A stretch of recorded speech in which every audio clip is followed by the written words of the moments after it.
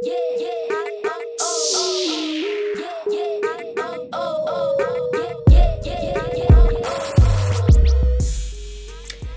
my creative peeps, and welcome back to my channel for the Take 5 Art Challenge of April. If you have no idea what I'm talking about, me and a bunch of other ladies put out a challenge every month for you guys to use 5 prompts in some type of art piece. It can be a journal page, it can be a card, it can be a tag, whatever. I always make crazy things, as you all know.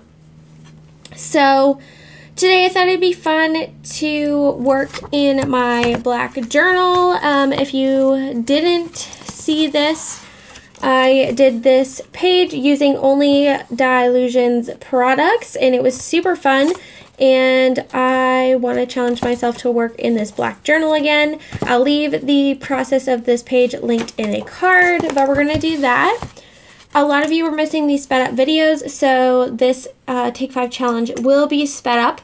However, I am doing the real-time version for my patrons over on Patreon. So if you're interested in that, you can head over there and check out all the cool, fun stuff we're doing there. Now, the prompts this month are metallic paint or markers, 2 add a tag, 3 circles, 4 add fabric, and 5 write in your non-dominant hand. And those were chosen by Sylvia. So, I have a pretty good idea of what I'm going to do this time, which is not usually how it goes, but we'll see. Alright guys, let's start.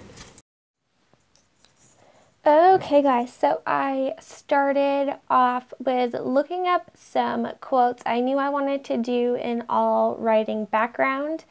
So I just looked up some quotes about creativity and inspirational ones on Google. I just go to the images. Sorry, there's a bunch of sirens outside if you can hear those.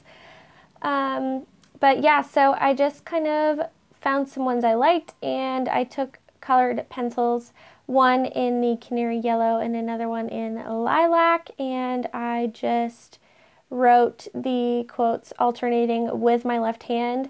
This took forever. Like, I think it took me 25 minutes. This me writing is sped up times 900. Like, literally. Like, but it was a fun challenge.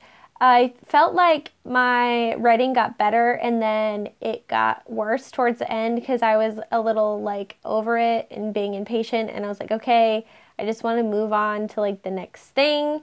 And I had to like say the words out loud as I wrote them. I'm sure this was an excruciatingly long process for my patrons to watch in real time, but you know, it is what it is. And I did really like how it looked in the end. I had fun kind of switching my hand position up, trying to find a comfortable position to write with, since of course it is my non-dominant hand. So moving on, one of the prompts was tag. So I thought I would use this oracle card and make a tag out of it. And I was going for a kind of moon phase theme inspired page after the page you guys saw me create last week. If you missed that, I will leave it linked in a card above, but it was super fun. So I'm just taking one of my watercolor pencils by Arteza and sketching out some moon phase shapes. I did kind of want to do all like long, but because of the size of the journal, that wasn't really feasible, especially since I made the one in the middle so big. So I just kind of switched up and put the different phases in different places around the central moon, and it worked out well. Here I'm just looking at my swatches for my gouache and kind of figuring out what colors I want to use on this spread and where to put it. I used the metallic gouache from Arteza, which I also have a review on. So if you'd like to see that, I will leave that linked in a card. And next week I'll be reviewing the 60 color set. so you guys can see what colors were in there if you were interested. I did get a lot of questions about wondering what the color offerings were between the different sets. So we'll talk about that next week. But anyway, just took the, it's like a black metallic paint. It doesn't look black on camera here, but that is what it is. And just kind of carved out those moon phases there. The plan was to leave the parts of the moon that would have been white and not in shadow as the writing in the background. And I really like how it came out in the end. So here I am just going, filling in.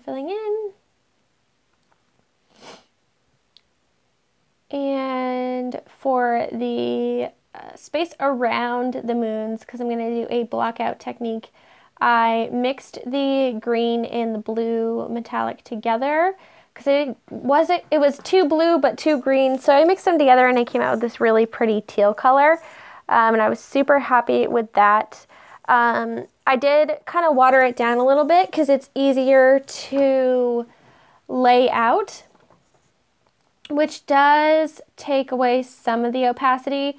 So I did have to do a couple layers in a few places, but overall the coverage was pretty nice. And I just played with different techniques. I either mixed them together to begin with, or I mixed them together on the page. I think mixing them together beforehand was my favorite, and then just kind of adding in some finishing touches and interest with extra alternating layers of the color. And I'm just using a scrap piece of paper to kind of protect the page underneath, as the paper does curl a little bit with so much water on it.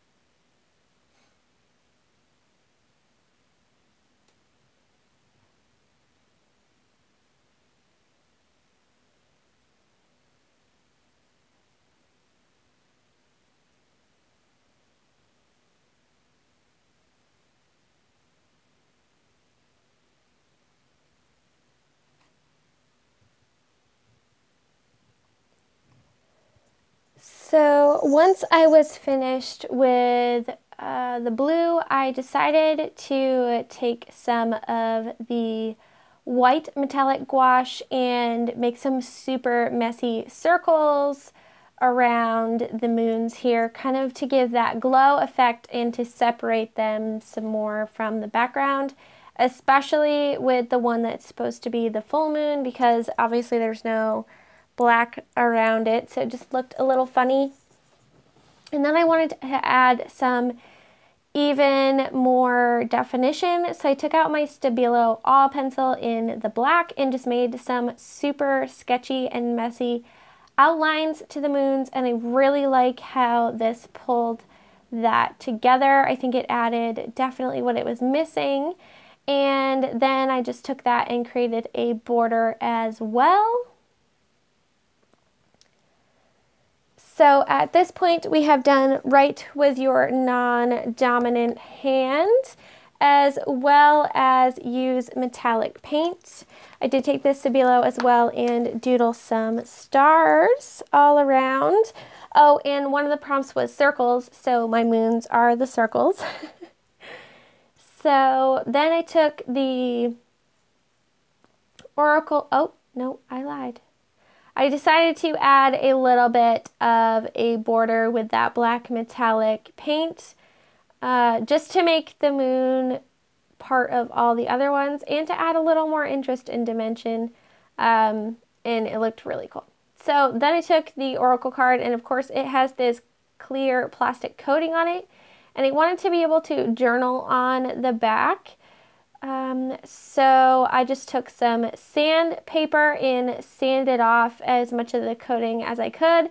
I probably should have kept going because there was still quite a bit of coating on there, but I did what I could. I'm just taking a baby wipe to wipe off the dust so that when I put the paint over it, that it will, you know, stick to the back. If I had used gesso, it probably would have worked a lot better, but I really wanted to use this teal paint by Dylusions. This is a Calypso teal color, and it just looked so pretty. So I put that all over the back of the card to make my quote-unquote tag.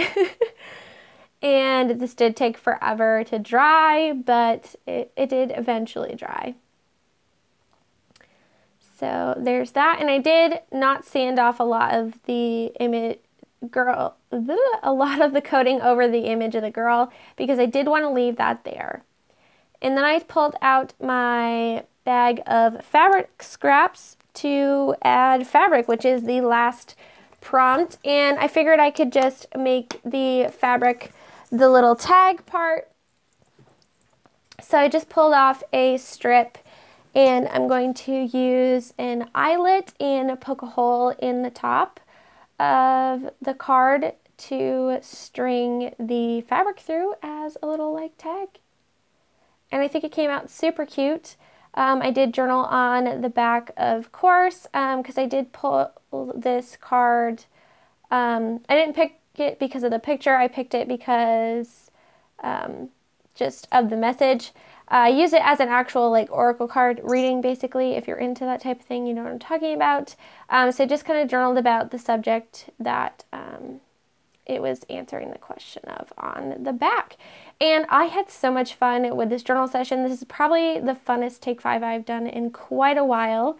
If you would like to participate in the Take 5 challenge, please do so and use the hashtag Take5Art.